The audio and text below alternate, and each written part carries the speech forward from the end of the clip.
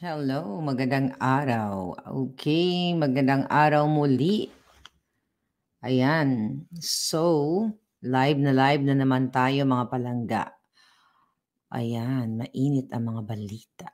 Alright, sobrang init. Ayan, Ram, Lance, hello. Future Senator talaga. Bago ang lahat, let's promote the Sendwave app dahil makakatulong ito sa ating mga OFW na nasa Amerika, Europa, parts of UK, and Canada. Kaya naman, sa Sendwave, walang bayad magpadala ng pera sa Pilipinas. Gamitin ang promo code Maharlika para magkaroon ka ng $20 free credit sa unang padala. And you'll get a chance to win pang Noche Buena ngayong Pasko. Okidoke. Tuloy na tayo sa ating Bolchakan Blues. Alright. Mga kababayan, yan si Miss Rebecca Ugata. Forever in love, si Zora laging absent. Okay, so tuloy na natin. Ang una nating itopic ay ang pagsuspende sa SMNI sa kanilang dalawang programa. Okay? So, 6 hours ago ay laman po ng balita na kung saan sinispende ng MTRCB ang programang Gikan sa Masa para sa Masa at laban kasama ang bayan. Diba? Gikan sa Masa para sa Masa, nandoon si yun yung medium o platform ni Pangulong Duterte. Doon siya ini-interview, di ba? Ni Kiboloy. Okay. Then, mga palangga, at yung laban kasama ang bayan, ito yung programa nila ka Eric at ni Dr. Lorraine Badoy. Ngayon, ayon sa sa MTRCB, yung gikan para sa masa, okay, gikan sa masa para sa masa, okay, na ito, basahin natin, na umere noong October 10, kung saan pinagbantaan umano ni dating Pangulong Rodrigo Duterte si Franz Castro. Alright, pinagbantaan daw. Ito mga kasinungalingan ang NPA pa ngayon at ang mga makakaliwa ang pinagbantaan. Mga salot sa bayan, sila pa ngayon ang mayroong power dahil nga, syempre, mga bataan na yan ni Romualdez. Alright? Dahil nga ang punteriya talaga si Duterte, ang mga Duterte. At sabi ko nga sa inyo, kung pupuntahan niyo po ang ating Boljak TV, ang ating channel, bago pa ang kaguluhang ito, ay sinabi ko na po yan sa ating episode na Operation Itutumba. Hi, Princess Maui, how are you? Ayan, paki-follow, paki-subscribe si Princess Maui Palangga. Maverick Michelle Benson, hello Palangga. Alright? Ngayon, okay. Okay, so, ito sabi ng balita nakatanggap din umano ng reklamo ang MTRCB sa November 27 episode ng Laban Kasama ang Bayan tungkol sa maling report na 1.8 billion travel funds ni House Speaker Romualdez. Ito nga po yung tinatanong ni Ka Eric na totoo ba na ayon sa kanyang puting ahas na may 1.8 billion na travel expenses si Tambaluslos. At hindi naman sinabi ni Ka Eric doon na I'm 100% sure. Okay, wala siyang sinabi na confirmed. Kaya nga pinapaliwanag niya itong si Tambaluslos at Kongreso totoo ba? 'Di ba? Dahil yan naman ang practice ng mga media sa atin. Pero dahil likas na demonyo si Lisa at si Tambaluslos at si Kuting, ay intentional nila na gawan ng hanapan ng butas at i-twist ang batas para talagang ma-take down nila ang programa na kung saan ito yung maliban sa tagapagtanggol ng bayan, which is ang tinatakel dito sa programa ng Laban Kasama ang Bayan nila Lorraine at Badoy at ni Ka Eric, ay tungkol sa mga rebelding komunistang NPA makakaliwa na nandiyan mismo sa Congress na nagsusuporta dito sa pagkitil ng buhay ng ating mga kababayan all over the Philippines at yung mga nag-extort na mga negosyo ninyo sa probinsya para hingian kayo ng revolutionary taxes. So ito yung nilalaban ng Laban Kasama ng Bayan. At again, ito po ay gawa ni Lisa Ahas Araneta Smugs. 'Di ba? Hindi naman ako manghuhula, pero naikwento ko na 'to sa inyo dahil ito talaga ang kanilang plano. Bago pa itong fiasco na ito, bago pa itong mga drama nila sa Congress, ay sinabi ko na po sa inyo yan. Kaya kung babalikan niyo ulit yung aking channel sa Bojack TV, nandiyan yan. So ano sinasabi ngayon ng MTRCB? So ito sinend sa atin yung kopya ng MTRCB ng kanilang suspension. Right? Okay, basahin na lang natin kasi nakaano tayo. Okay, sabi dito, December 14, dated December 14 pa, in the matter of the alleged violation of Section 3 of Presidential Decree number 1986 and its implementing rules and regulations for the alleged airing, okay? For the alleged, ibig sabihin, hindi pa sila sigurado. Mismo, putang ina talaga ito mga hinayupak na to, okay? Ng MTRCB, tangay na niyo talaga ha. Ayan na naman ang stick ko. Ikaw. Okay? Kayo dyan. Sabi nila, the alleged violation of Section 3. Ibig sabihin, wala pang na-violate. It's not yet confirmed. Hindi pa napatunayan na may violate. It's the same thing na sinabi ni Ka Eric na mayroong 1.8 ayon sa puting ahas niya, sa kanyang source, puting ahas ko, na 1.8 billion na ginastos si Romualdez sa kanyang travel expenses. Kaya pinagpapaliwanag niya ang Kongreso. Dito, MTRCB, kung hindi ba naman kayo kabugubuguan, hindi rin porket inutusan kayo ni Lisa Ahas Araneta at ni Tambaloslos, kung hindi ba naman kayo pinaka-vovo sa balat ng lupa. Tignan ninyo. Ginagawa yung tanga yung tao. Mismo mga kababayan sa desisyon nila in the matter of the alleged violation of Section 3. Allegedly. So, ibig sabihin, wala pang nababiolate. Allegedly, hindi pa napapatunayan. Tiyutang ginin na kayo. Okay? Tuloy-tuloy natin.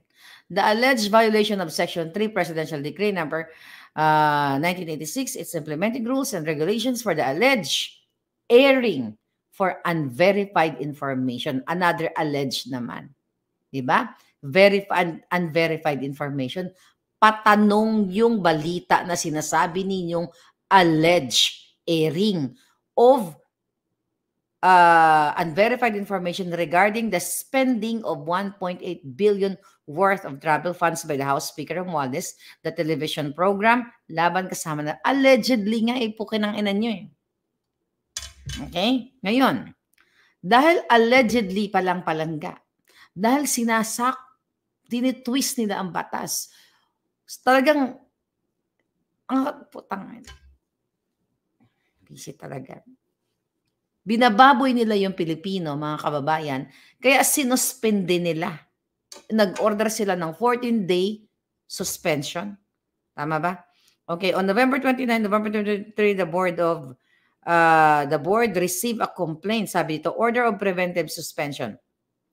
On November 29, November 2023, the board received a complaint regarding the program Laban Kasama ang Bayan and by respondent Sunshine Media Network International, okay, or SMNI, for allegedly airing.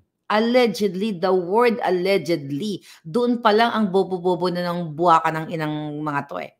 Unverified information regarding the foreign trips of House Speaker Romualdez in the program. The host stated that according to an unnamed source from Congress, the host stated that according to unnamed source from Congress, Speaker Romualdez allegedly spent over 1.8 billion in his international travels with his entourage. Such unverified reports is alleged to be in violation Section 3. Kundi pa naman, alam niyo mga palangga, kahit elementary, alam ang ibig sabihin na wala pang na-violate ang SMNI. So, tinarget sila ni Lisa, ni Tambaluslos at ng MTRCB dahil ang mga MTRCB ay mga asong julol na sunod-sunuran kay Lisa Ahas Mugs. Dahil sinabi ko na po ito sa ating episode na Operation Itutumba. Hahanapan ng butas ang SMNI. Kung walang butas, lalagyan nila ng butas o tataniman nila ng kaso at kakausap pa naghahanap si Lisa ng mga dating empleyado ni Kibuloy para mag-witness against him o gumawa ng kwento laban kay SMNI dahil sa galit ni Lisa at ni Tambaluslos kasama na si Kuting dahil hinahayaan niya yung mga hayop niyang ahas, di ba? Para gipitin ang SMNI dahil ayaw po nilang mamayagpag ang Duterte. Lalo na si Inday na threat sa kanila dahil minsan si Kuting ay nag-muscle spasm, natakot si Lisa Ahas Araneta na hindi nakagalaw si Kuting. Di ba? So ngayon, nung hindi nakagalaw siya, akala matitegi na si Kuting. Kaya natataranta sila na kung matsugi si Bongbong Marcos Kuting Jr. ay automatic si Inday Sara ang papalit. Kaya po ganito ang ginagawa nila. Sinabi ko na to bago pa tong mga leching suspension na ito.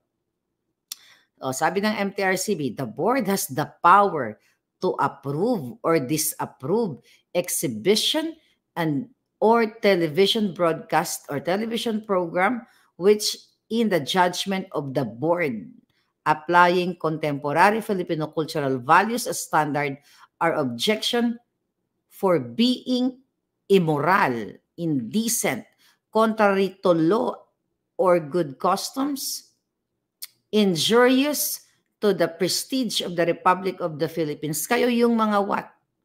Ano? Sabi niya dito? Tinitignan ninyo ang immoral, indecent, mga ganyan chucho. Anong ginagawa nyo? Hindi lang ka-immoralan to. Kademonyuhan ang ginagawa nyo, MTRCB.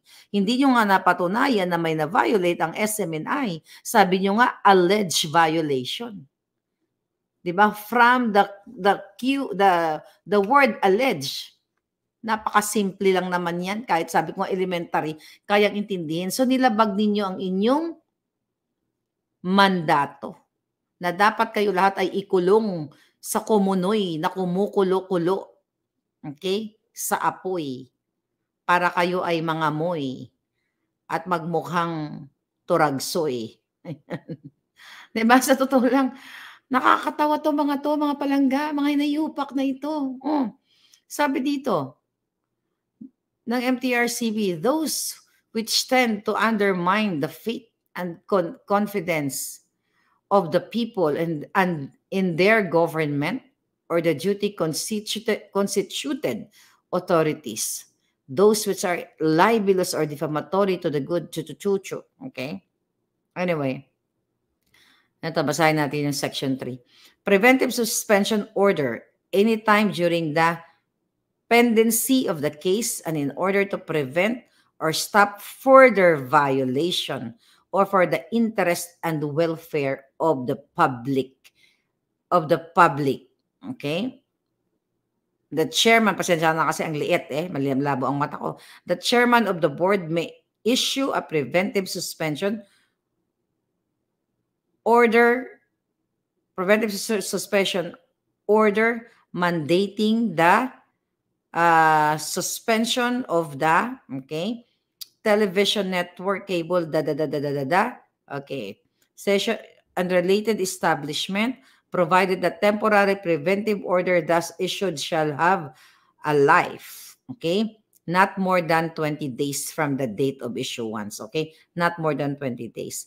O sabi nila, okay, itong preventive suspension na kanilang ipinataw sa SMNI, mga palangga, ay para hindi na magkaroon ng further violation kasi ito daw ay interest and welfare ng public. Pukinanginan nyo. Interest ng publikong malaman ang ginagastos ng mga buwakang inang senador, mga kongresista, kanilang mga travel funds, ng kanilang mga pork barrel, ng mga pondo nila dyan na ayaw nilang ipa-audit o ayaw nilang ipakita ang detailed auditing sa taong bayan, yan ang nagkakaapekto sa welfare ng taong bayan dahil sa bawat pagnakaw, bawat pagbulsa ng mga ginayupak na kongresista ng mga taong gobyerno ay nakasalalay ang kinabukasan at kinabukasan ng taong bayan. Ayoko na sumigaw mga palangga. Okay? I'm tired sa kasisigaw sa mga jutang ginimis na ito.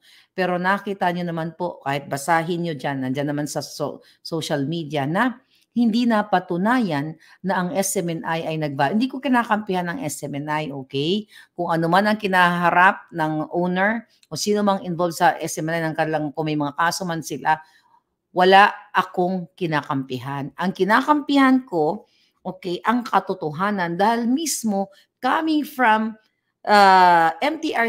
RCB na walang kasalanan o wala pang violation ng SMNI. Kasi allegedly pa lang eh. Wala pang napapatunayan na nag-violate sila. Tapos sinuspendin na nila. Eh di ibig sabihin, tama yung aking puting ahas na nagsabi na ito ay utos ni Lisa, ni Tambaloslos, ni Kuting na personalin at atakin ng SMNI, i-take down ang kanilang mga the whole SMNI para wala ng platform si Inday Sara at ang mga Duterte o yung mga taong nagkikriticize sa buwaka ng Ginimis na Kuting Ahas administration na ito. Makita niyo mga palangga? Matapos ginawa itong mga ito, baka may bonus din kay Lisa Smugs at kay Tambaloslos ang MTRCB. Magkano mga bonus nyo? Milyones after nyo masuspend. Kasi ang mga kongresista, okay, na nag-contempt kay Lorraine at kay Ka-Eric, ay may bonus na milyones bago mag-break ang sesyon noong December 16. So MTRCB, magkano ang isinalaksak sa mga kipay ninyo ni Lisa at ni Tambaloslos? So ang pumirma nito, ito, December 14. Ikaw, honorable ang hiho di puta nga Cesar Pareha. Magkano binigay sa'yo? Board member. Ikaw ang pumirma nito. Pablo Reyes. Utos, siyempre may basbas ito ni Lala Soto. Si Lala Soto pa rin, di ba? Magkakasabot yung mga yan. Ay, si Princess Maui. Star na star si Princess Maui dyan. Okay pa lang nga. Hindi ko na matanggal si Princess Maui. Okay lang yan. Para andyan yung kanyang pangalan. Commercial natin yan ngayon. Alright. So ngayon, mga kababayan, ayan. Ito na pala siya. Okay, mga kababayan. So ngayon, ito na. Alright. Okay. Ngayon, ito na mga kababayan, palangga. Self-explanatory na ginipit ng gobyerno ang SMNI. Wala na tayong pag-uusapan. Doon na lang tayo magbe-base sa word na allege. Okay? Ito ay pamimersonal at pag-aabuso ni Kuting at ng MTRCB at ng Kongreso sa kanilang power. You know that already. But dumako tayo sa susunod nating topic. Okay? Sabi ni Amy, kung napipili lang ang kamag-anak. Okay, sagutin natin yan. Ano sa tingin niyo? Okay, Senator Amy, maganda actually ang mga sinasabi mo ngayon na kung napipili lang ang kamag-anak. Ayan, tingnan ko yung mga comment. Okay? Actually, mga kababayan, okay, sabi niya, okay, ilang share na ngayon? 5.8 thousand shares kung napipili lang ang kamag-anak. Okay. Ganito lang yan, Senator Amy. July pa lang, nag-uusap na tayo. Okay? Alam mo na si Lisa Ahas, kahit anong gawin mo, nakadugtong yung dugo niyang itim sa'yo. Nag-usap na tayo noong July na ang demonyo sa gobyerno ay si Lisa. At nag-a-agree ka sa akin. Actually, I'm trying to retrieve yung mga messages ko po sa kanya sa Viber, but minalas ako, nabura yung ibang mga message ko. Kasi nirestore ko, tapos biglang nawala yung mga mensahe. Pero may isang message si Senator Amy nung July sa akin. Ato, may date 'to.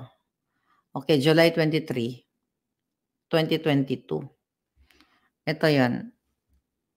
Ayan, actually 'yan. Okay, July 22. Basahin ko na lang.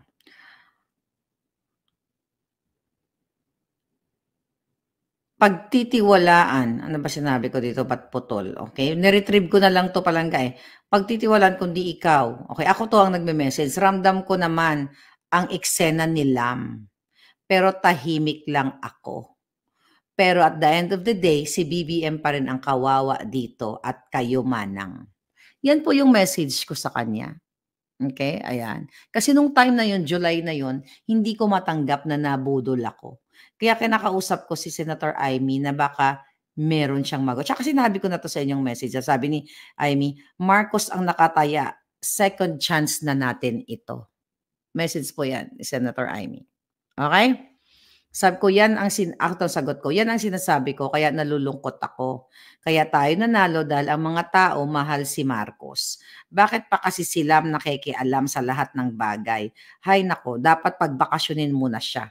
Ha, ha, ha." Yun ang sabi ko. Actually, marami pa yang ayan ang message ko. Actually, maraming messages at ang mga messages namin pinag-usapan namin ni Pebbles nung kami nila Sas nung nakaraan nang sinabi ko kay Amy na Manang Aimee, mayroong pasasabugin si Pebbles na mga issue. Kaya ko sinasabi kay Aimee yun para magawan niya ng paraan na maampat yung ginagawa ni Lisa Ahas Aranta Marcos. Kasi under the saya nga si Kuting, di ba? So anong sagot ni Aimee sa akin yan? Ano yun, Maharlika? Yung pagpapa-deliver ni Lisa ng pulburon. Actually, ang exact niya sinabi is shabu. Yes. Yeah, I'm trying to retrieve at saka alam ni Pebbles yan. Yung pinag-usapan namin. So ngayon, balik tayo dito sa kanyang mensahe. Okay, Senator Aimee, eto lang kasi. Maganda na sana yung sinasabi mo kung napipili lang ang kamag-anak. Definitely, hindi talaga napipili ang kamag-anak. Kung pwede lang ako mamili ng kamag-anak, 'di ba? Eh di sana pinili ko na si Elon at saka si Jeff Bezos at lahat ng pati si Zuckerberg, 'di ba? Pinili na nating lahat. 'Di ba, kung sino yung mga mayaman, si Bill Gates, lahat ng puwede nating, piliin na mararaming perang ano, para gumanda ang buhay natin, ipipiliin na natin. But definitely hindi naman pera ang kumpleto sa buhay ng tao 'pag pinag-usapan natin 'yan, 'di ba? Kahit wala tayong pera ng masyado, nakakakain tayo at maayos ang pamilya natin, 'yun ang pinakamasaya sa totoong naratibo ng buhay. But, okay, himayin natin. Kung napipili lang ang kamag-anak. Ang daming nag-comment, okay? Ay, sabi nga ni si Darrell nag-comment, "Ito ang walang ay may solusyon, ha, ha, ha, ha." Sabi ni Joy, okay? "Senator, gigil na ako sa kapatid mo." Okay, sabi ng isa, "Ihiwalay ang mabuti, itapon ang masama." Sabi ng isang commenter, "Kung totoong may malasakit ka sa bansa, walang kamag-anak, dapat doon ka sa tama. Diyos ko," sabi ni Janet Borja. Okay, here's my maganda yung comment ni Janet Borja. Totoo yun. Senator Amy, alam mo na na nagpapa-deliver si Kuting. Ako pagod na ako sumigaw ngayong ano to kasi madaling araw na mag-aalas 3 na. Alam mo na ang kapatid mo ay nagco-Coca-Cola. At ang asawa niya na si Bangag Lisa Smugs ay nagpapa-deliver. Ikaw na rin mismo ang nagsabi. Wala nga akong sinabi tungkol sa mga droga-droga na yan, dahil hindi nung time, well, na-convince na ako actually, pero galing mismo sa iyong statement nung sinabi ko na pwede bang may mula ba tayong magawang paraan sa ginagawa ni Lam, ni Lisa Ahas magnanakaw. Yan yung Lam, Lisa Ahas mangangamkam. Lisa Ahas manggagancho, mambubudol. Kaya ang sabi mo, 'di ba kasi takot na takot ako noon. Kasi gustong ilabas ni Pebbles, Talakera, Pebbles Kunanan, ang mga kahayupan ni Lisa. Gusto ko pang pagtakpan. Ayokong mag-fail si Kuting noon, Senator Amy, alam mo 'yan. At alam mo rin na yung kapatid mo ay nagco-Coca-Cola at ang kanyang asawa ay ano, nagpupulburon. Ikaw na rin mismo nagsabi. Pwede ba idiretso mo 'to sa taong bayan? Damay ka dito, I'm telling you. Hindi ito sapat na sabihin mo kung napipili lang kamag-anak. Sino 'to, si Martin Tambaloslos? Hindi kami ang tao ngayon hindi na po puwedeng, "Wow, bibilib kami kay Senator Amy." Bibilib kaming lahat sa'yo at mahihiwalay ka sa kapatid mo, kay Kuting, kay Tambaloslos. Kung number one, sabihin mo sa taong bayan na palpak ang kapatid mo at ang kapatid mo ang binetray ang taong bayan dahil hindi siya ang nagpapatakbo sa Pilipinas, dahil hindi maka-function ang utak niya, dahil pulboronic.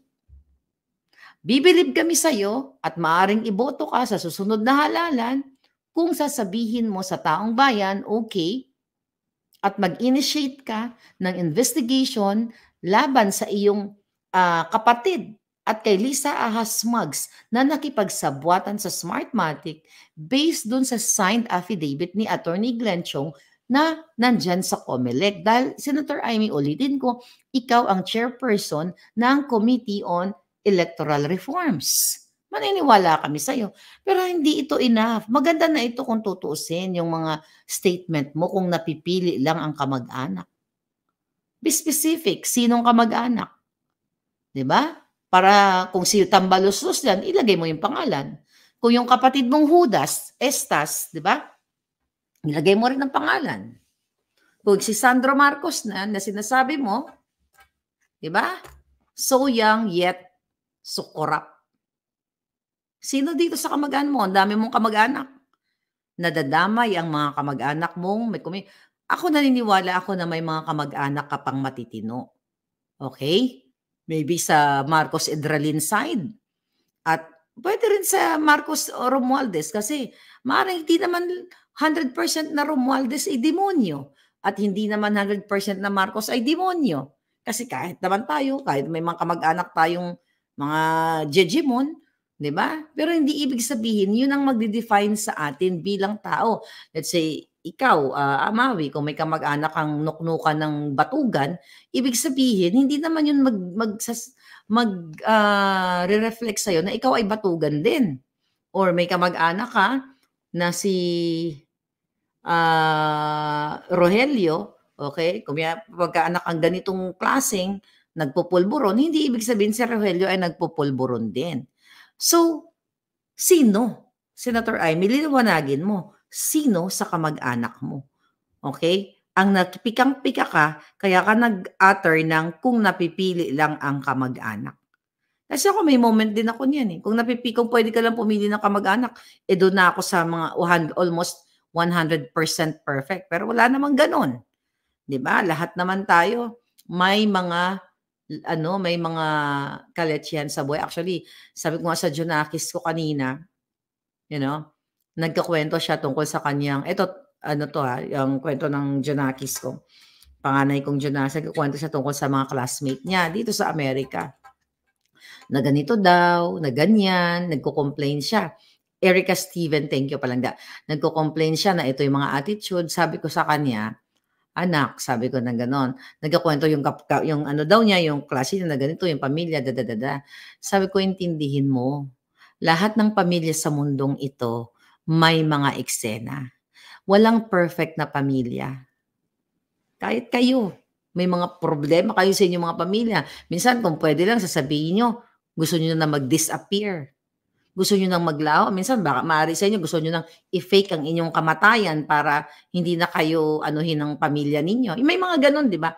Kasi walang perfect na family. So, going back dito kay Senator Amy, walang perfect, hindi ka makakapili. Pero may choice ka para sa taong bayan. Ano yung choice mo, Senator Amy? You speak up para kasama ka sa Speak Up Day na pinaglalaban namin dito. You speak up for the people. Sino ito? Be specific. Sino sa kamag-anak mo ang gusto mong itapon? Kapatid mo? Pinsan mo? Sino? Mga anak mo? Pamangkin mo? So kasi masyadong broad to. Okay? Kakakita niyo dito, ang sabi ng mga comment, humiwalay na po kayo, Senator Amy. Junior is a basket case. Yeah. You still have time to save the legacy of your father. Pakisabi sa ading mo, si Bungit, hindi na kami natutuwa sa sistema niya. Nababasa mo naman to eh. Oh, naku madam, mahirap talaga magkaroon ng kamag-anak na tambaluslos. Alright? Sabi sabi ng isa, "I love you, Senator Amy. Your dream is to redeem your father's name, but unfortunately, they do not care about your father's name already. They care about their personal interest." Oh, ano pa sabi dito? Pinsan niyo po ma'am ang sisira kay PBBM sa inyo, da. So, nababasa niyo ito, sukang-suka na yung taong bayan. Senator Amy, be specific, sino? Hindi na kami, you know what? We're giving you actually, sa channel natin, binibigyan namin kayo ng hanggang end of this year para, naka-break pala ang session ngayon. So, lusot kayo. Sa January 20 pa kayo babalik. So, okay, pagbigyan ka namin hanggang January 21 para maniwala ang taong bayan, maniwala ako sa inyo, okay, na hindi nyo kami binubudol, di ba? Ayaw na naming mapabudol muli. You start sa pag-open ng sesyon sa January, mag-initiate ka ng investigation at i-drag mo ang buwakang inang si Lisa Smugs na alam mong pulboronic kasama ang kapatid mo. Ulitin ko, in the first place, alam mo ng pulboronic yung kapatid mo, pinapartner mo pa kay Inday. Isa na, ikaw na lang tumakbo. Diba? So, kung hindi mo kayang gawin yan, Senator Amy, na ikalad ka rin ang buwakang inang si Lisa Ahas sa pakikisabwatan sa Smartmatic at hindi mo imbestigahan ang kanyang pakipagsabwatan sa Smartmatic based sa ebidensyang inilatag ni Atty. Glenn Chong, then isa ka ring basket case, sabi ng comment ng nag-comment. Isa ka ring wako-wako. 'Di ba? Terminology ng ano mo 'yan, ng in-law mo, sister-in-law mong Jotang Janina. Maniniwala ba kami sa'yo? Hindi. Paano kami maniniwala kung hindi mo imbestigahan yung pandaraya noong 2022? Magkasama tayo sa electoral protest ng ading mo. Interview here, interview tayo, in-interview kita, in-interview ko si Kuting, nagpasalamat ka sa suporta ko sa inyo sa electoral protest na walang kapalit ni pisong duling. Walang kapalit, alam nyo yan. Kaya wala kayong maibato sa akin. Tapos all of a sudden, yung hybrid election na pinaglalaban natin at nakikita mo naman, sinabi ni Coco Pimentel yan sa Senate about sa kay Lisa, pero iniwas mo ang question. Patunayan mo sa taong bayan na sinasabi mo kung pwede lang pumili ng kamag-anak kasi may pinanggagalingan ka. At hindi naman istupido ang mga tao, lalo na ako na mismong kausap mo, na sukang-suka kay Lisa. Sinabi mo nga, insecure si Lisa sa'yo. Wala ka nga dun sa May 9 eh. Yun na lang, maliwanag na. Actually, hinanap kita dun eh. May 9, nung nag-celebrate kami dyan sa, you know that, nung nag-live ako, hinanap kita dun. Dun pa lang nararamdaman ko na walang unit team. So, kung mahal mo ang Pilipinas, na sinasabi mo mahal ng tatay mo, at baka multuhin yung mga kamag-anak mo ng tatay mo, ipagtanggol mo kami. Kalimutan mo na may isa kang kapatid na walang itlog. Kalimutan mo na may kapatid kang pulboronic. Kasi ano ba pinaglalaban natin dito? Para sa kapakanan ng 110 million Filipinos. So, kung mahal mo ang 110, more than that, Filipinos, kaya mong sabihin sa buong mundo ang nag-iisa mong kapatid na na kalalaking walang kasing laki ng tiki ang kanyang itlog, na kayang pisatin ng pisatin ni Lisa Smugs, na ginujombag-jombag lang sa buong mundo, pwede ka naman mag-sorry. I'm sorry, nagkamali ang kapatid ko. Ito siya, ito to. Mahal ko ang aking bayan over sa kapatid kong pulburon. Ay, day, sisikat ka sa buong mundo. Papalakpakan ka kahit taga Zimbabwe. Believe me. Kahit sa pinakadulo-dulo ng bansa ng mundo, papalakpakan ka dahil malalagay ka sa history ngayon dahil may isang kapatid na hindi pinili ang kanyang pulboronic na kapatid dahil mas pinili niya ang kapakanan ng mga Pilipino. Pagagawan pa kita ng estatwa dito sa LA. Ako nagagastos. Yeah. Papagawan kita ng estatwa pag ginawa mo yan. Historic yan eh. Magiging historic ang balita na yan at hindi ka makakalimutan ng tao dahil may isang kapatid na nagsalita against sa kanyang kapatid na binababoy at sa kanyang sister-in-law na binababoy ang taong bayan. Sa bawat pagtatanggol mo, bawat pagsikreto mo, Senator Amy, sa iyong pulburonik na kapatid at kahayupan ng sinasabi mong sino man yung mga kamag-anak mo, ilang buhay ang nangamatay. Hindi mo lang pwedeng palitan yan ng mga nutri-nutriban. Diba? Hindi dapat ganun na para bumango ka o makalimutan ng taong issue, mamimigay tayo ng nutriban tayo. Hindi pwedeng ganun. Magbigay tayo 2 kilong bigas, 2 pirasong sardinas. Tapos after that, binigyan mo yung mga taong yun, 1 week, wala na silang pagkain. Baka iba sa kanila nangamatay na. So, hindi nakakahanga, pero mas nakakahanga kung ipipinpoint mo. Huwag tayo maglaro ng patintero dito or tagu-taguan. Di ba? Sabihin mo, at alam naman, open book naman na kapatid mo ay polboronic, nagsisesyon sa Malacanang. Papayag ka ba? Well, if you don't love your country, papayag ka at hindi ka mag-i-initiate ng investigation regarding Smartmatic at hindi mo rin ibubukilya ang kapatid mo. Dapat yung kapatid mo, pinarehab mo na ng tuluyan. Binababoy na kami. Imagine, nung bombing, actually, may nakarating sa akin na information. Pumunta siya sa Shoot Fest sa Ilocos. Hinahanap ko lang yung ibang mga impormasyon. Pero nung time pala na siya ay, I think, December 9. So, 5 siya nagsabi. 5 siya nagsabi, nag-release ng statement na siya ay positive sa C. Di ba? Then, nagkaroon ng Sport Fest sa Ilocos ng 9 or 10, December 9 or 10. Okay? Pinapaliwanag ko lang yung date dun sa nagbigay sa akin ng information. Yun yung time na sinasabi niya nag-quarantine siya. Senator Amy, yung kapatid mo, pulboronic, sunog ang jutak. Sinasabi na nag-quarantine pero pumunta sa shoot fest dun sa mga nagsushooting-shooting ng mga pistola, baladay. Actually, pinapaano lang natin, pinapadami lang natin yung information about it. O baka may nakakaalam dyan, mga palangga, paki-message na dito. May Perez, ay may arte mo, feeling mo cute ka, maganda ka si May. So, lingid sa kaalaman ninyo, another issue, hindi lang po pala 4 ang namatay dun sa bombing sa Marawi. Nakarating sa atin na information, 9, more than 4. Tapos, 9 yata. Okay, tingnan natin. Dami kasing message. Basta, hindi siya 4. Okay, siyam ang namatay or 10. Not sure. Dami kasing information na dumarating sa akin. Basta hindi 4. At ikinubli ng otoridad. Ikinubli ng mainstream media. Yung dineclare lang nila 4. Pero ang totoo, more than 4 yung namatay. So ano yan? Sinusuppress nila ang katotohanan. So anong ginagawa ng boka ng inang mga mainstream at presidential communications?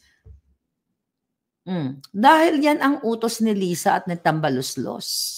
Ngayon, ano pang title natin?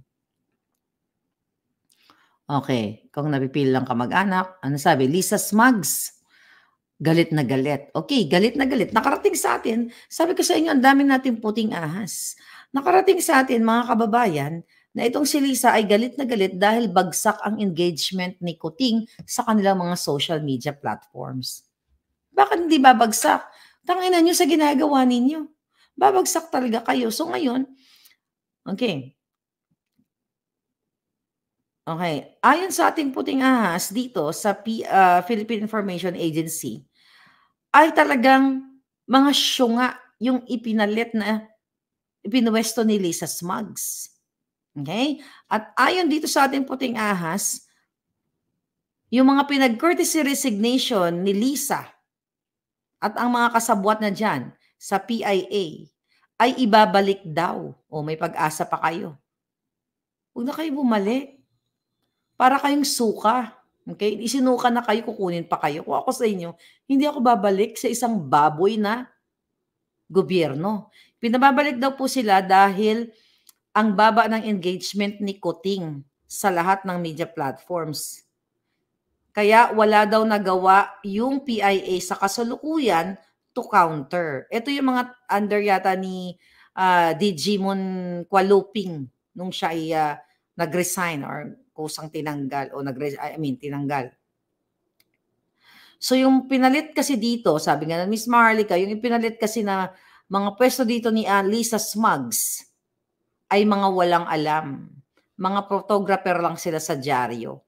Kaya galit na galit si Botod. Okay? Si Lisa Smugs dahil pababa ng pababa ang rating ni Kuting. Alam mo?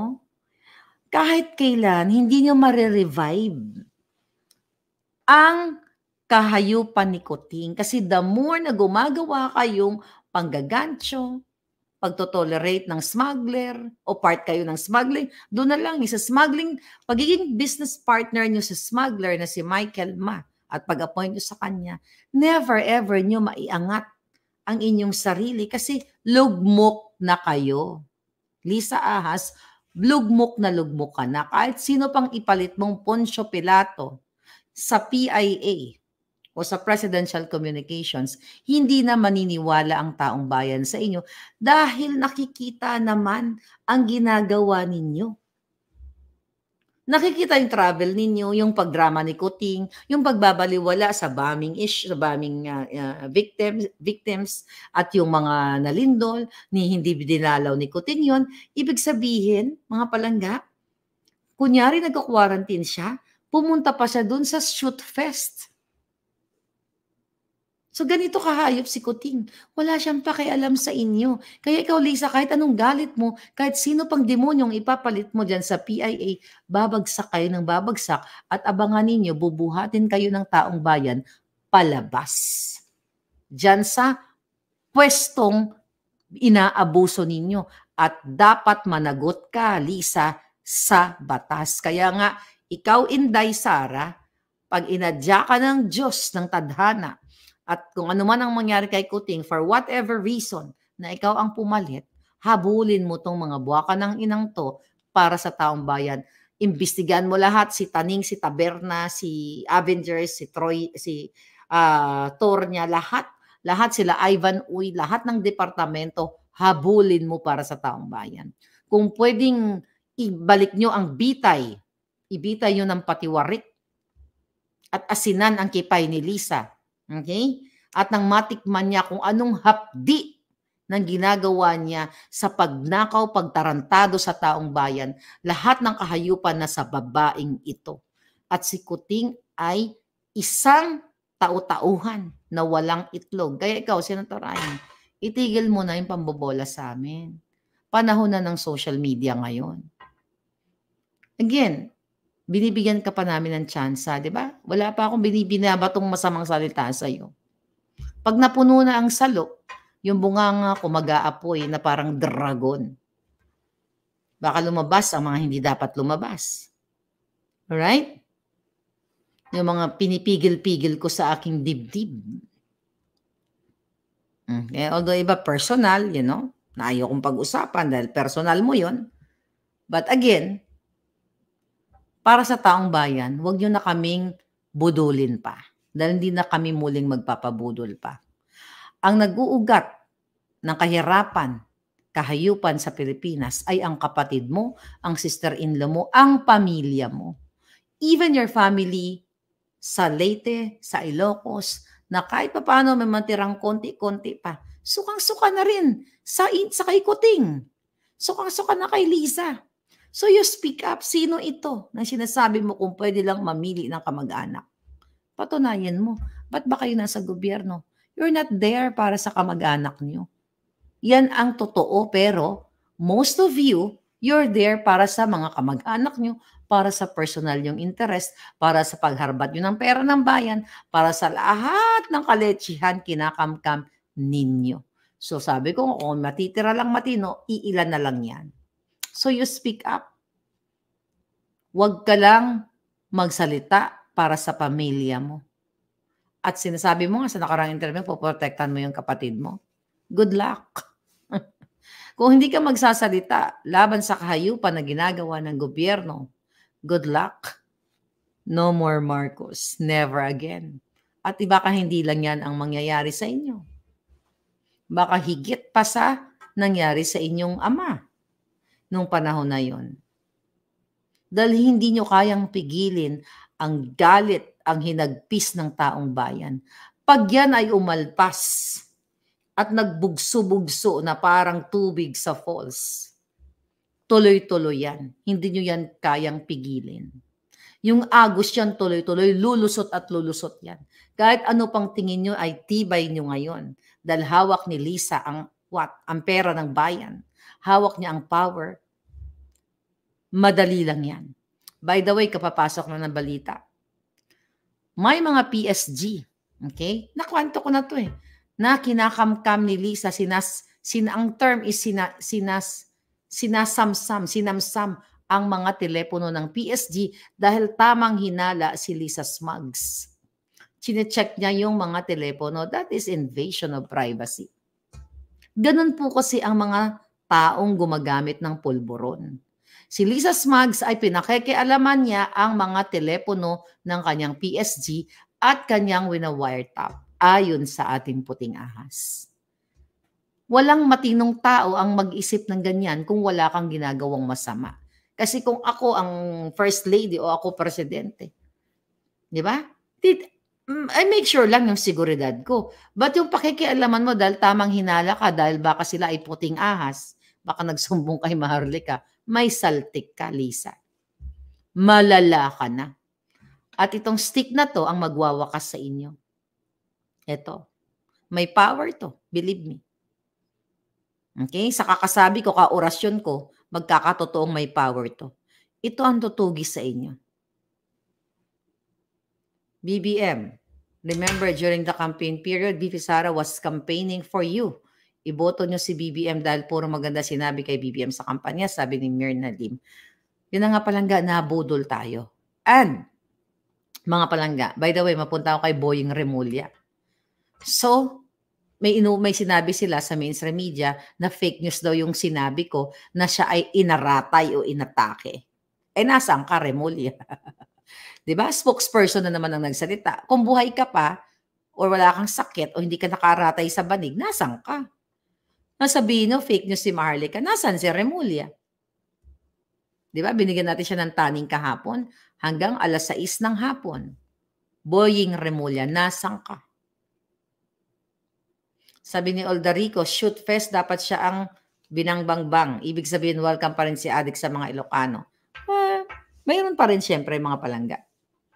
Ngayon, mga palangga, sabi ni Adelaide, oo nga po, nakita ko fake news daw sinabi mo, Madam Maharlika. Ba't niyo ako pinangalanan? Ayaw niyo ako bigyan ng mileage? Oy, kayo talaga, mga mainstream media. Kaya hindi niyo banggitin ang pangalan ko, alam na ng tao yon. At saka, nakakatawa kasi pinipick up niyo ako. Ganun lang yun. Kasi kung walang weight o bearing yung mga sinasabi natin dito, iba-brush off nyo lang, di ba? Pero wala kayong choice. Kasi umaalpas na parang agos ng busay. Okay? Ang bunganga at katotohanan ni Maharlika. Again, Remulla, kung fake news si Maharlika na ikaw ay inaratay o inatake, yun ang inaratay. Kaya hindi ko nilagay yung puso na yan. Inatake sa puso. Kasi ayon sa ating source, di ba sinabi ko sa inyo, dalawa, which is, kaya nga sabi ko kagabi, which is which. Inaratay. Yung isang source sabi, inatake sa puso. O inatake. Di ba? Yung isa naman may cancer. Okay? So, sabi ko, kaya inahamon ko si Remulla, which is which. Magsalita ka, inaratay ka ba? Inatake ka ng CA? O inatake ka sa iyong pusong itim? Magsalita ka.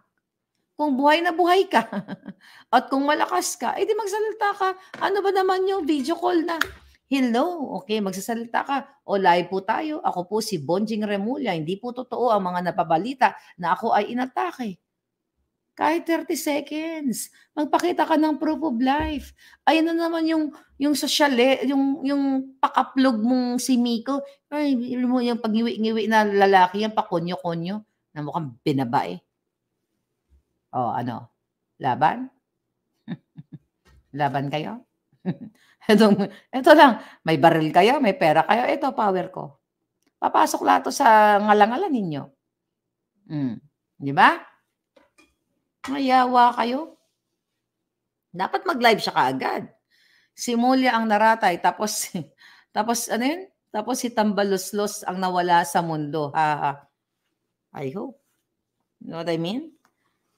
Oh, Mary Jane Alegre, thank you. So 'yun lang yung tanong natin. Nasaan ka, Rimulya? Magpakita ka na buhay ka. 'Di ba? Kung nakahiga ka sa banig, wala namang problema, 'di ba? We wish you well, darling. Well, ma-shoot ka sa well. Yung may apoy-apoy, 'di ba? Mga gano'n. Ngayon, balik tayo kay Senator Amy. Senator Amy, wag na tayo magbulahan, please. Nasa social media na tayo. Hindi na yan kung naipanalo si Kuting ng social media at ng pakipagsabuatan ni Lisa, social media din ang magpapalugmok sa inyo. Kahit magbayad pa si Tambaluslos, si Lisa ng mga jutang ginimis, ng mga vloggers, kahit ubusin nila ang milyon nila dyan, hindi kayo magwawagi sa ngalan ng katotohanan dahil ibinaba na sa akin ng langit ang power. Ito yon. Itong stick na to, ang uubos ng lahat ng demonyo sa lupa. Right? Anyway, this is your fair lady Maharlika. Thank you mga palangga. Keep sharing, okay? Dahil ito lang ang channel at iba pang mga channel ang kakampi natin. Social media, wala tayong kakampi sa mainstream dahil sinisindak sila ni Tambaluslos at they are protecting their business. Ako wala akong protektahan dito. Wala silang ipapa-shutdown. Well, pwede na ipa-shutdown ang channel natin pero pwede naman tayo gumawa ulit. Marami tayong pwedeng lalabasan. 'Di ba? Hindi nila mapipigil ng social media. Andyan naman kayo. 'Di ba, Rupert? So thank you mga palangga.